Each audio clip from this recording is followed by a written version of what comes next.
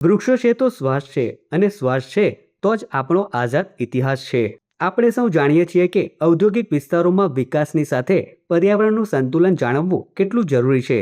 આ જ જરૂરિયાતને સમજીને ગ્રીન પ્રોજેક્ટ અંતર્ગત ઔદ્યોગિક વિસ્તારની આસપાસ આવેલા 10 ગામોની પસંદગી કરવામાં આવી છે, જ્યાં એક બે નહીં પરંતુ હજારો વૃક્ષો રોપીને પૃથ્વી માતાને લીલીછમ ચાદર ઓઢાડવાનો એક અદ્ભુત સંકલ્પ લેવાયો છે.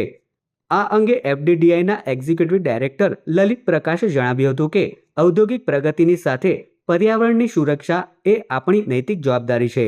એફડીડીઆઈમાં અમે માત્ર યુવાનોના કરિયરને જ નથી ઘડતા, પણ તેમને એક જવાબદાર નાગરિક બનવાની પ્રેરણા પણ આપીએ છીએ. પ્રોલાઇફ ફાઉન્ડેશન સાથે મળીને 10 ગામોમાં હજારો વૃક્ષો રોપવાનો અમારો આ પ્રયાસ પ્રકૃતિ પ્રત્યેના અમારા આદર અને આપણી આવનારી પેઢીને એક સ્વચ્છ અને લીલુંછમ વાતાવરણ આપવાના સંકલ્પનું પ્રતીક છે. जैसे कि कल हमें हमारा 5 जून 2026 जो कि एक पर्यावरण दिवस के रूप में पूरे वर्ल्ड में मनाया जा रहा है, विश्व पर्यावरण दिवस, उसके उपलक्ष्य में footwear design and development institute FDDI Ankleshwar और प्रो लाइफ फाउंडेशंस ने ये एक आपसी सहमति से ये एक प्रस्ताव के ऊपर सहमति बनाई है कि हम आने वाले समय में पर्यावरण दिवस के ऊपर स्टार्ट कल से हम स्टार्ट करके और आसपास के जितने भी गांव हैं उनमें से 10 मुख्यतः गाँव में हर एक गाँव में 100 पेड़ लगाकर हम 1000 पेड़ लगाने जा रहे हैं. इसका मुख्य उद्देश्य जो इंडस्ट्रीज से होने वाले जो कार्बन उत्सर्जन और अन्य जो गैसेज हैं उनके प्रभाव को कम करना इसका मुख्य उद्देश्य है. आने वाले समय में उन गाँवों को हम मुख्यतः उसमें चूज़ करेंगे जिनमें इन्वायरमेंटल जो हमारे जो गैसेज हैं उनका इम्पैक्ट ज़्यादा है और उन पेड़ को ज़्यादा लगाया जाएगा जो कि ऑक्सीजन ज़्यादा रिलीज करते हैं. प्रो लाइफ फाउंडेशंस इसके जो संस्थापक और ट्रस्टीज उन्होंने ये एक महत्वपूर्ण जो एक निर्णय लिया. उसके साथ एफडीडीआई अंकलेश्वर के सहयोग से हमारे बच्चे एवं स्टाफ के सहयोग से हम हर एक गाँव में 100 पेड़ लगाएंगे, जिससे कि लगभग 1000 पेड़ पौधे हर गांव में लगाए जाएंगे, जिससे कि आने वाले समय में इकोसिस्टम को प्रिजर्व करना और सस्टेनेबल फ्यूचर्स को बढ़ावा देने के लिए ये एक महत्वपूर्ण और सराहनीय कार्य होगा.